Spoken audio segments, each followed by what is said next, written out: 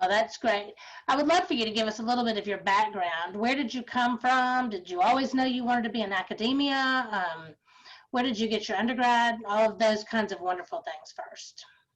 Sure. Yeah, absolutely. So I moved to Memphis from San Diego, California, and I'll tell you a little bit about myself. So it's a little bit of a journey. I grew up in San Diego as well, and I grew up there in the 70s and 80s and I lived. I don't know if anybody has been to San Diego, but I lived in a neighborhood called Pacific Beach, and Pacific Beach is just a classic kind of beach town in San Diego. I grew up in a surfer for 35 years, and so I grew up there and went to high school all the way through in San Diego there. And then I'm a bit of a non-traditional student, I guess you might say, because I didn't go to college right out of high school. I had an opportunity to move to Hawaii, and I moved there. And long story short, my friend's dad owned a shipyard there.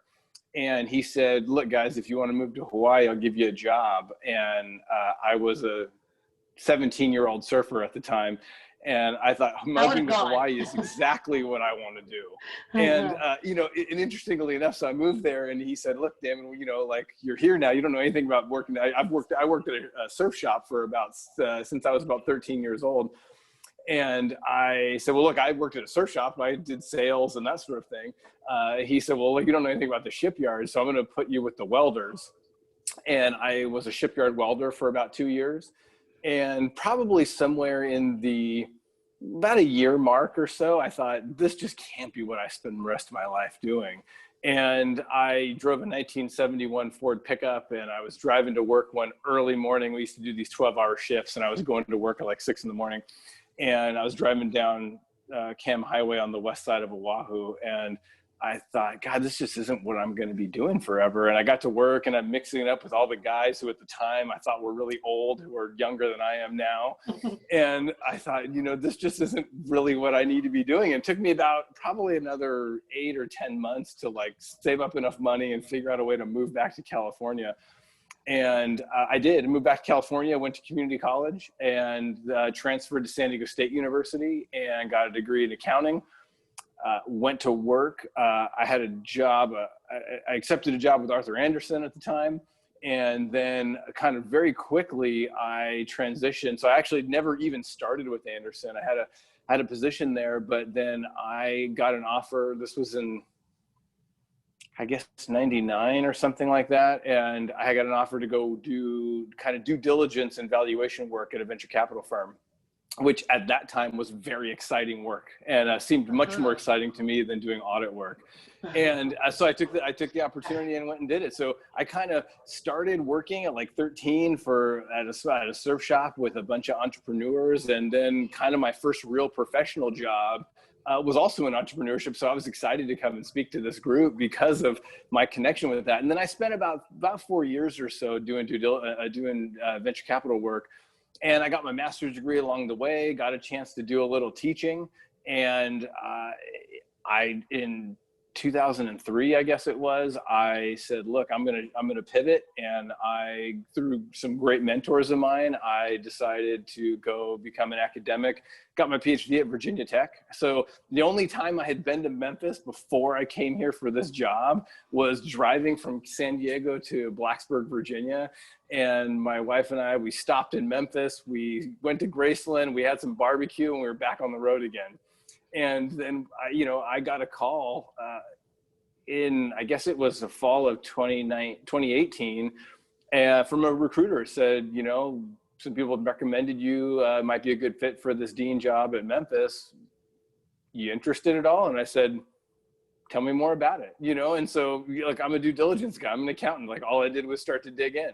And every chance I dug in, I saw really exactly what I wanted. So I'm in academics because I'm here principally to transform students' lives through business education. That's what I do. That's why I became an academic going on 20 years ago now, I guess, or darn close to it. And for me, that's what it's all about. And every chance I looked at, from the people I met with, when I look at this is what I tell students too, but this is when I look at taking a position, my perspective is it comes down to kind of three things: who you're working for, who you work with, and who do you serve. And for me, all three of those, you know, from President Rudd and the leadership team that I met with, who really principally I was excited about working for and really learning from, to the colleagues I met at the college and the people who were going to be doing this transformational work for students with. I was super excited about all the people I met. And then the students for me is everything. It's all about what are we doing to really change these kids' lives. And I saw a student population that's just like me, right? I spent the last 13 years at San Diego State before I came here. I got recruited directly out of the PhD program to come back to San Diego State, my alma mater, to teach and be a professor. And I ran the accounting department there. And, you know, I've been doing this kind of work for a long time with the same kind of student population, right? For me, look, I'm a transfer student. I'm a guy who grinded it out, working full time the entire way through college. And that's what our students do. And this is who I'm here to help. And so to me, it was a great fit because it was exactly the kind of population of people who it's just what my purpose is. It's what I do. And so it was awesome fit. And I convinced my two kids who are in high school and middle school that we're moving from San Diego and we're not going to surf anymore. We're going to go live in Memphis. And, you know, my wife's an entrepreneur. There's not much surfing here. No, there's not. And my wife's an entrepreneur too. She's a partner in a graphic design firm. And so she has been working from home for a number of years. And she said, look, I can move my business wherever. Her partner's in Miami. And so we now live in East Memphis and have for the last 18 months or so. It's been good.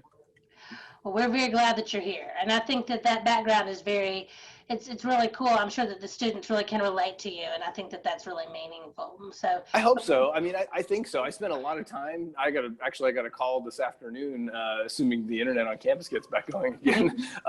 But I got a call this afternoon working, you know, to meet with a big group of students about where things are going. I do as much as I can. I don't teach anymore. As a dean, I don't teach.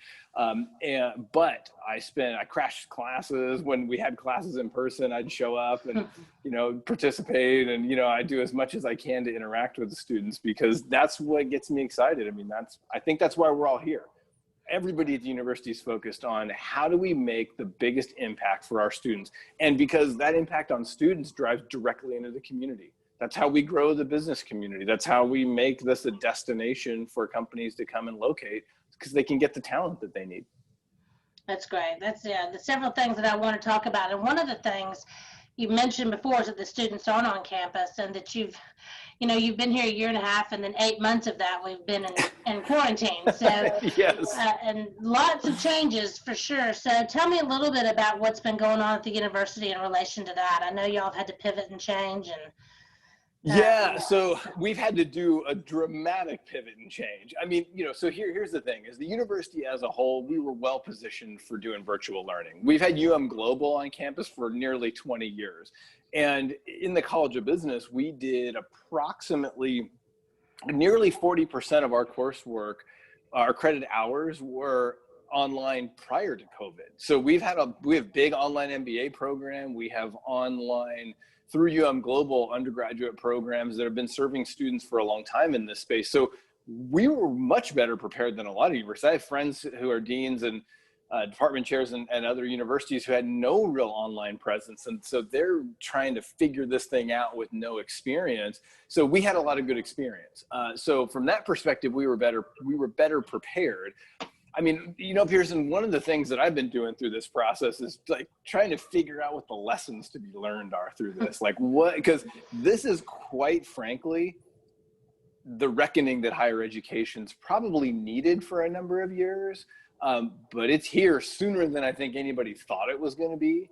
And this is true for a lot of businesses too. I mean, a lot of disruptions happening, but higher education in particular, we're such a traditional brick and mortar kind of model. And this is pressure testing what we can do. How can we serve our mission in a world where we aren't just relying on people coming into the building and running our typical classes the way that education's basically been run for 800 years or so. And so, you know, so here's some of the lessons that I think that maybe will resonate with some of the folks on this call today, because I think they apply to businesses in general, but they're very much the lessons we're living out, which is like first and foremost, it has to be about the well-being of our people. And so what I mean by that, I mean faculty, I mean students, I mean community, right? So the decisions that we make are always made with the well-being of our people in mind. And when you start there, you get to a good place in the end. But I'll tell you, it makes some tough choices along the way. And you know, another lesson that kind of relates to that is we got to be data-driven and confidently decisive, right? So you see what goes on with us, the choices that you see President Rudd and the other leadership at the university making about when do we come back to campus. We've had students officially back on campus for about 2 weeks now. And not a lot in the business school. A lot of students in the business school were getting a lot what they needed virtually. So, but we do have some back, but in engineering and some other spaces, they have many more students back than we do. But you can look at that pattern of decision making around when to bring people back. How are we going to do that? It's data driven, and it is decisive, right? You see other universities around the country kind of buckling under the pressure and saying one thing and doing something else, and that's not what we're doing. That's not what President Rudd's doing. That's not what we're doing in the business school. And so I think that is a really, really important lesson to learn through this. And when you make those kinds of decisions and you act decisively, it's all about how you communicate it. So, you know, if you think about my world in the business school, I have about 100 full-time faculty, probably another 30 or so part-time, 3,500 students, and a whole team of about 45 staff people. It's about communication. It's about prompt, clear, transparent. Here's what's going on. And I'll tell you, you know, when the technology works well, there's been a lot of gains, I think, in terms of being able to kind of use the technology to communicate, share information. We have dedicated web pages to all the communication about what's gone on about the pandemic, so that not only to make sure everybody has what they need, but also as an archive, because we're going to face this again. This isn't the last disruption that we're going to be confronted with. And so, you know, that communication is critical. You know, thinking about how we identify, repair, grow internal processes becomes critical too. You know, I mean, there was a lot of people at the university who thought everything had to be signed by paper 6 months ago. I don't sign anything by paper anymore. Those of you, if anybody's on the call knows me a bit, like I'm a big proponent of sustainability. I think we have to be looking at efficiency and balancing that with effectiveness. And I'll tell you, you know, signing everything by paper is a joke. And so like, we just don't do it anymore, you know, and like, I've taken the opportunity to say, look, we have some disruption. I'm getting rid of the old ways. Right? We're going to continue to move forward in ways that are truly resilient and sustainable, because this isn't, you know, I don't want to make this a temporary experience. This is about learning and growing in a real sustainable way. And so that's what we're doing. And we're fixing stuff along the way, you know, fixing internal processes, fixing things that really need to be done. Obviously, from a budget perspective, this is a real good opportunity to take a hard look at what does our cost structure look like, and what do we really need? How do we really find shared services? How do we find opportunities to deliver the same high quality outcomes for our students in ways that are cost effective? And so that's probably the one thing that's in the news the most about the university is the budget perspective, you know, and we can speak to a little bit of that if we want to, but a lot of what I'm going to share would be public information, which I'm sure many people have already seen. But, you know, this is real. I mean, if you look at we're faring extremely well relative to a lot of universities. If you follow the Wall Street Journal, they do a lot of coverage of universities during the pandemic time, and lots of layoffs, lots of furloughs. We haven't done furloughs here. We don't have plans to at the moment. You know, our enrollment's up. The College of Business enrollment is up 9% year over year. Awesome. And the university enrollment's up also. And so, you know, about a percent or so, I think. But, you know, when you scale that up, like we are an extremely good value proposition for people, right? We are the kind of school where you can make the investment in your education and come out on the other end with a great job and really, really quality, tangible skills and knowledge for the business world, that's going to be resilient in this marketplace, right? That's the kind of value proposition that that lasts. So, and then kind of maybe the final lesson I'll share, just so this like sixth point here is, bottom line is we got to prepare for the unexpected and plan to seize the opportunity. You know, like, and you look at our growth, most all of our 9% growth in enrollment is in graduate programs. It's in online MBA and other graduate programs. Why? Because we had capacity, we had quality, and we offered it up to the marketplace, and the marketplace wanted it. You know, and so that's the opportunity set that I see for us. And that's how we're going to lead right through this thing.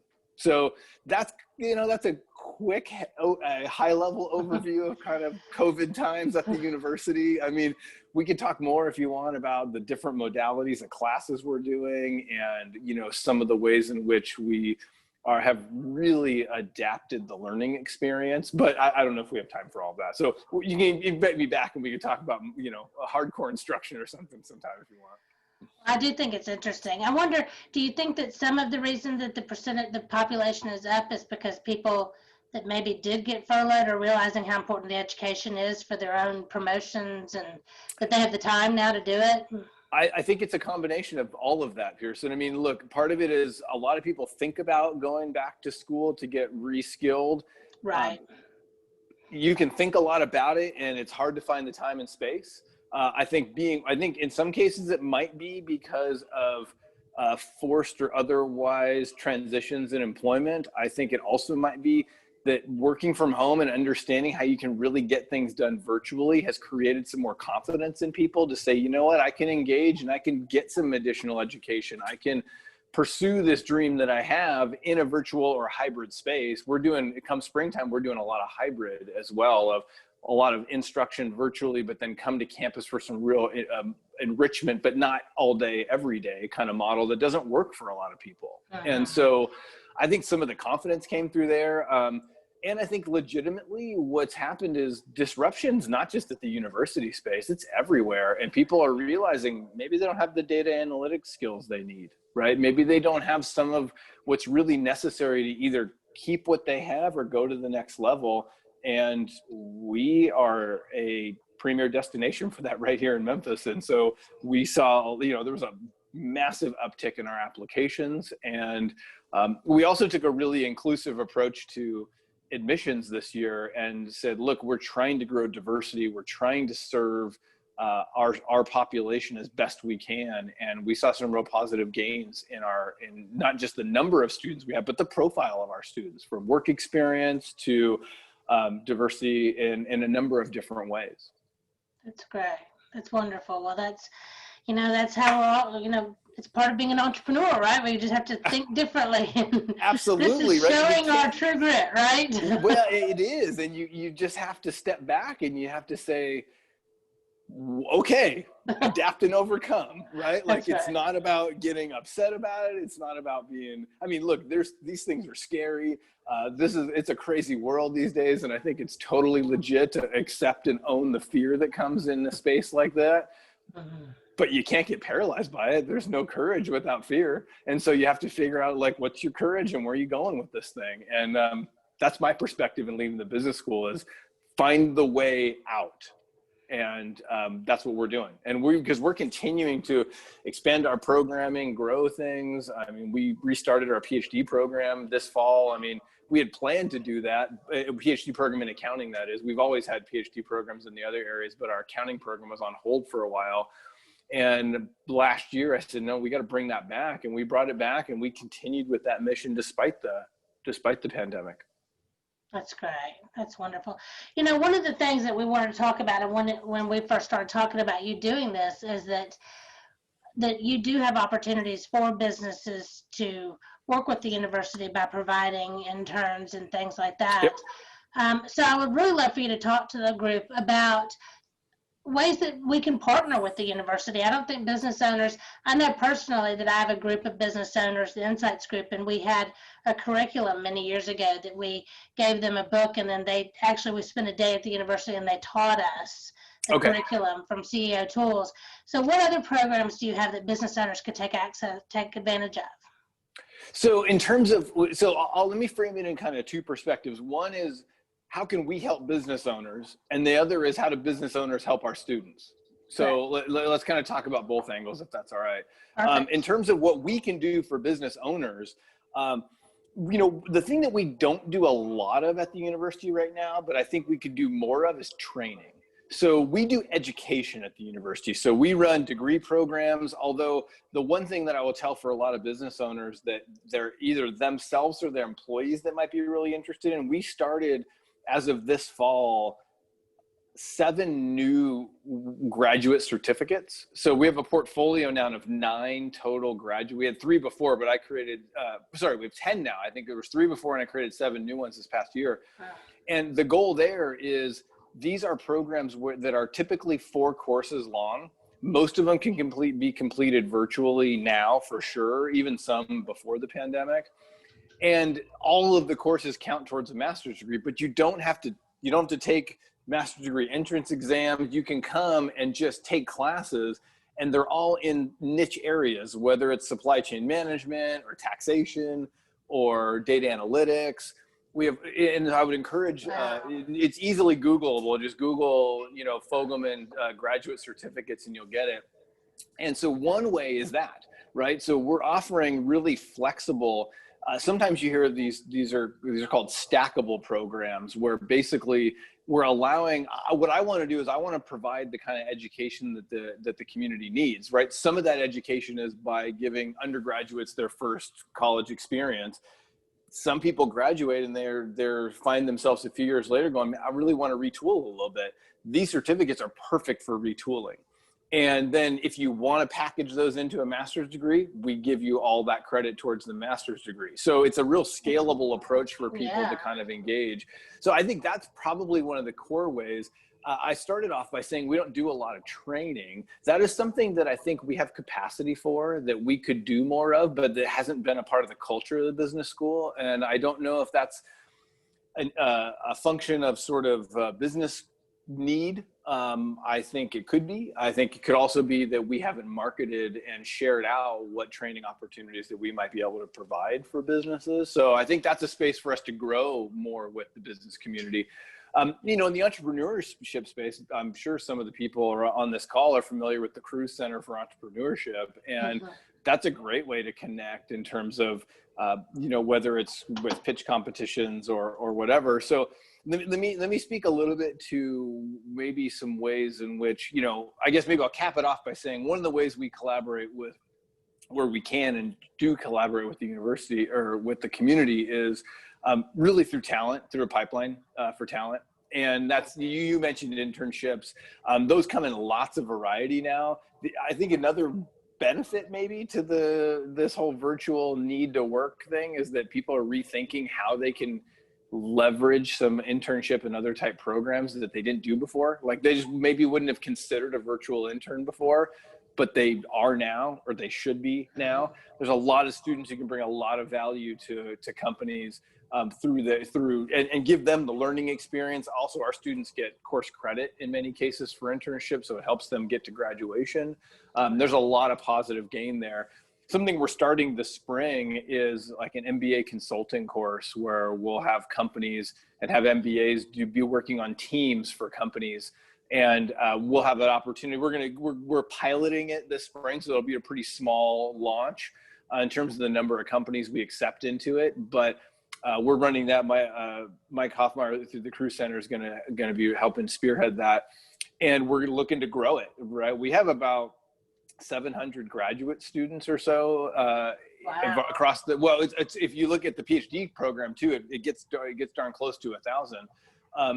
But if you look at the MBA programs and some of the spaces where we might have like real kind of more consulting type opportunities for students and for companies, we have hundreds of students who would be super valuable to companies. And I'm trying to build, what we're creating is this kind of consulting, management consulting kind of approach to give students opportunities and to help businesses with some of those talent needs in a way that's extremely cost effective for them, and maybe picking up and doing projects that the people they have just don't have time for. or allows you to pick up and do something different when you got 3 or 4 smart MBAs who are ready to get after it for you for a semester. Let me tell you, you can leverage that and get a lot done.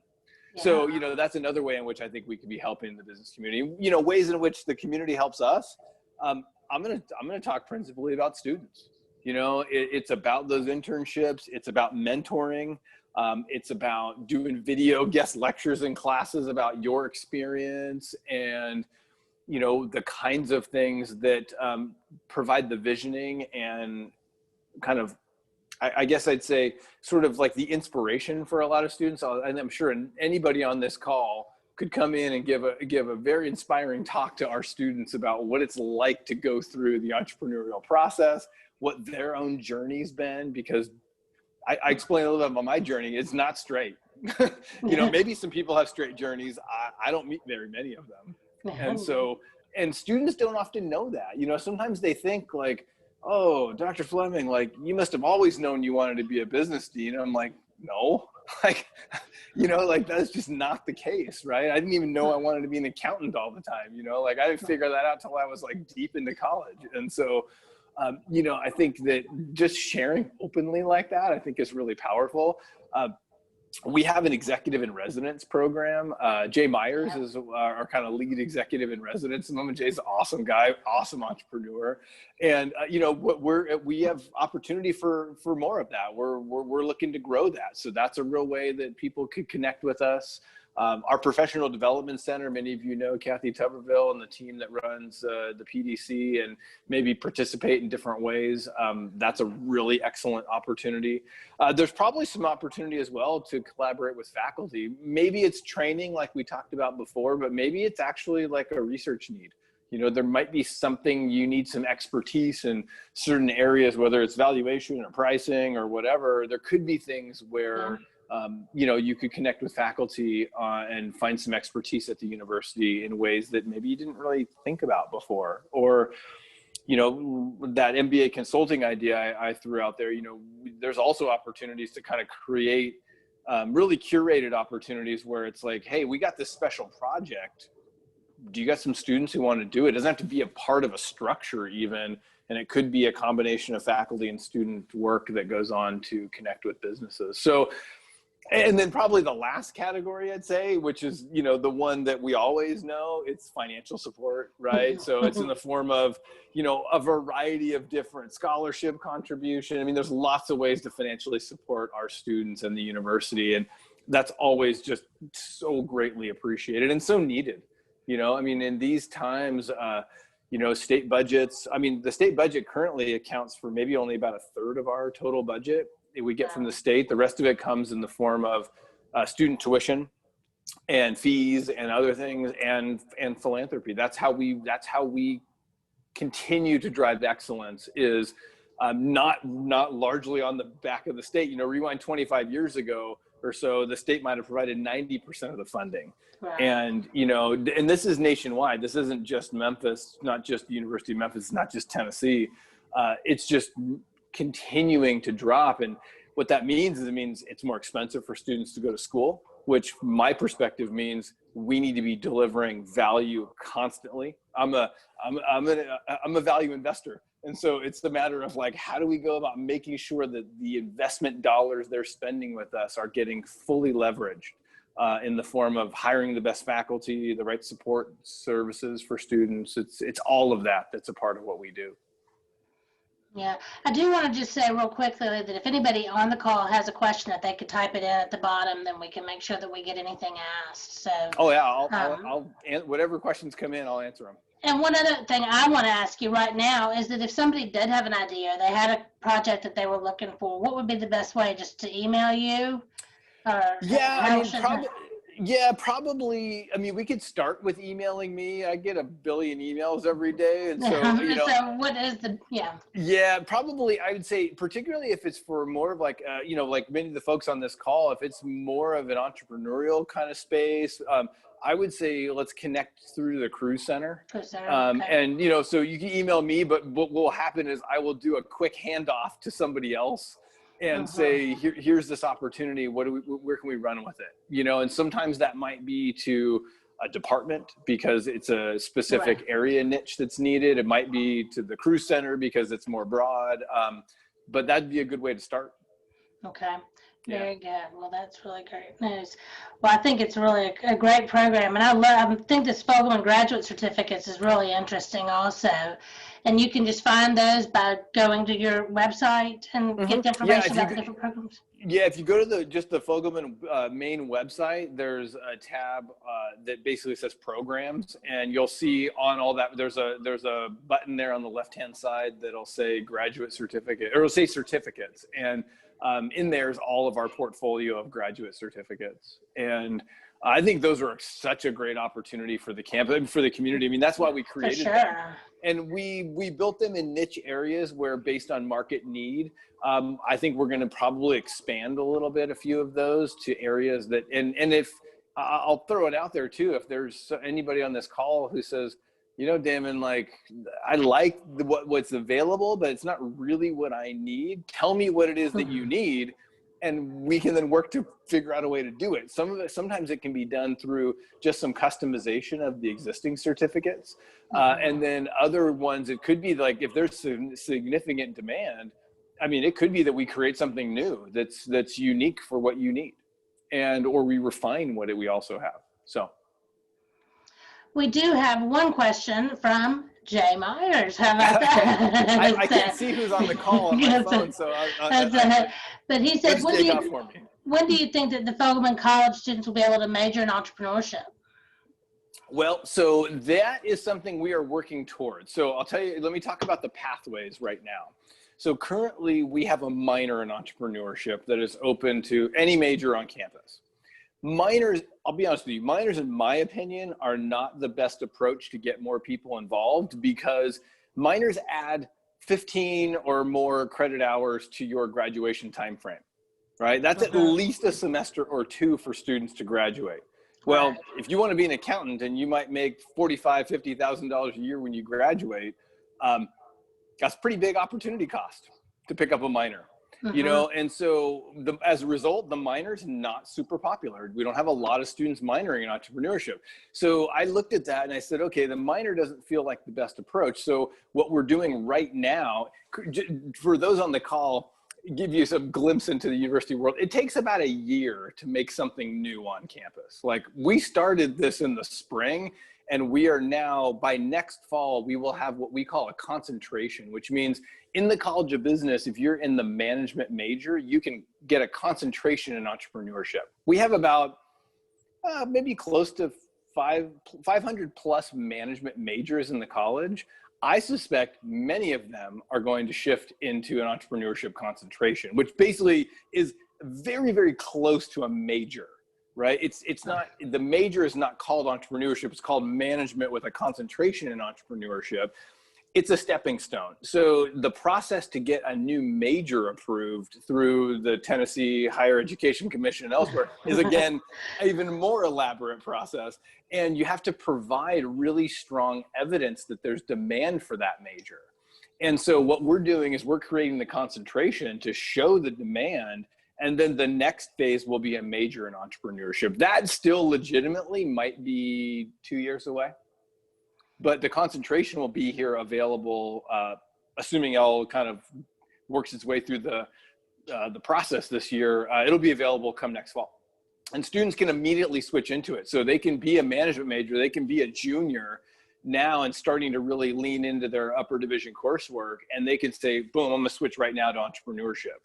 And I think that's a really powerful opportunity for them. And I think it's going to make a huge difference for the entrepreneurship culture on campus too.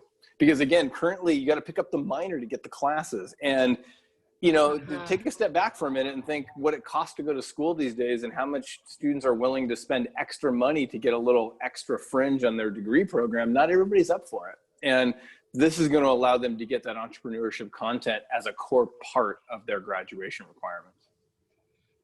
Very good. I do a couple other questions. One is just that we had one of our people on the call did speak to a class of about 40 Adrian Seitz students. and he was just talking about what a great way it was and how he was very impressed with the students and the questions. So I would strongly encourage anybody on the call that gets asked to please do it. And then one of the other people wanted to know, what are the most popular areas of study in the college? So if we take popularity by major, like by how many students are in the degree program, accounting's the biggest, surprisingly, for all those on the call. And that's not just because I'm an accountant. I don't think that I'm getting the students to flock in just because I'm an accountant too. Sure, it's all but you. I'll take a little bit of it, Pearson. But no, legitimately, accounting's been been one of the biggest majors on campus for a long time. And I believe this fall it remains the biggest major on campus. Other big ones include management's big. You know, from a management perspective, it's kind of a lot of it's HR focused, and you know, at least that's how I see a lot of the focus. It's not a degree in HR, but I think there's a strong HR focus in the management program. The MILE program is really great, so they do a lot of support and a lot of real enrichment for the students. The finance department, I think, is the one that's been growing the most. It's not near the top in terms of size, but it's actually had the biggest growth over the last couple of years, which I think is really encouraging. So, you know, that's more, and I think it's in large part to do with a lot of the work the department has done before I got here, related to really making it focused on professional certification. So they focus on the CFA charter and the CFA program and the CFP Chartered Financial Planning credential, and the CFA's Chartered Financial Analyst, for those that don't know. I actually have a CFA charter, so I'm pretty familiar in that space. It's a very rigorous program, but yet really, I mean, it's the gold standard in finance. And I think by aligning our programs, or our finance programs, are recognized by those boards, so it kind of gets the students tracked into preparing for and being successful in earning those credentials. I think that's done a lot for the finance program, and has really has grown as a result of that. And then, you know, we have within marketing, our department includes marketing and supply chain. Yeah. And so marketing's significantly bigger than the supply chain major, but we're making some curriculum changes this year to actually include supply chain as a core requirement for all business students. Before it was not. And so we're kind of reshifting and aligning our curriculum with the needs of the world. And supply chain is so essential that we're building supply chain in as a required class for every business student. So I suspect that and that's more of something they'll take like early junior year, kind of like or a late sophomore, so that more of like they're having an opportunity to see some of that pathway going forward. So I suspect supply chain will expand a little bit as a result of that. And we're continuing to hire new faculty. We hired a new supply chain faculty member this year. We brought on, I mean, if you include instructors, I think it was 13 new people, but we brought on 8 new tenure track faculty who started this fall. Wow. And so we're bringing in a lot of new talent to really develop out these important areas. Be an interesting time to be a new professor at a university, wasn't it? Not quite the same as normal. No, it is not what anybody expected, but yet, you know, we got great people who are making it happen. That's wonderful. Well, I think that you've really covered everything that I had on my list of questions, and I'm looking to see if there are any other questions. Do you have anything else that you want to add besides get involved? We can't be a great city without a great university, and I think that y'all done a great job, and it is the backbone. I mean, if we don't have good students, good employees, we don't have good business. That's exactly right. I mean, I think the university. This is my perspective. I might have said this a little bit earlier, but like I see it as it's kind of a multi-flow system, right? We need to get our students prepared to enter the business community, but we also, in that process, prepare students so that businesses want to come to Memphis, right? We want to be a destination to grow the business community here, and universities are an anchor point for that. We're a large urban research university, and what that means is it means we serve the city in which we operate. We're not out in the middle of a cornfield somewhere cranking out education for great, there's a lot of great schools that do that. That's not who we are.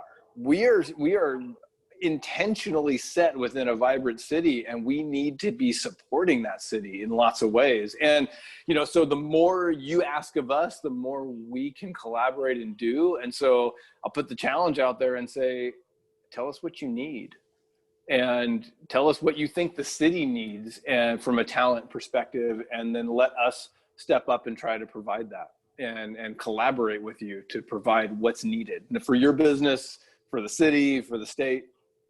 So the moral of the story is communication.